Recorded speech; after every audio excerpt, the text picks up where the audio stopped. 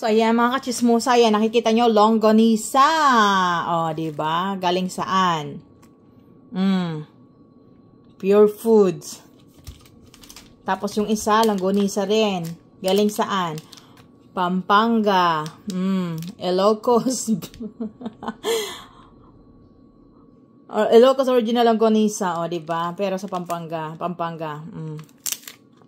Tak. Ito yung ulam namin for today. Papatikim mo kaya. So, hindi pa siya nakatikim nito eh. Papatikim ko siya. Hindi siya nakatikim sa Pinas, pero dito nakatikim.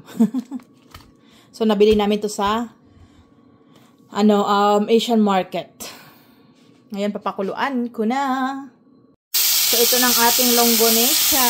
Longganisa from Philippines.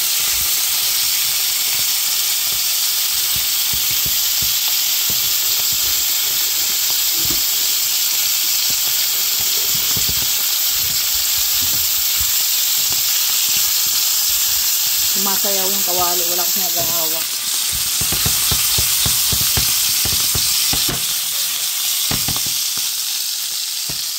So, yan. Ang longganisa galing sa Pinas.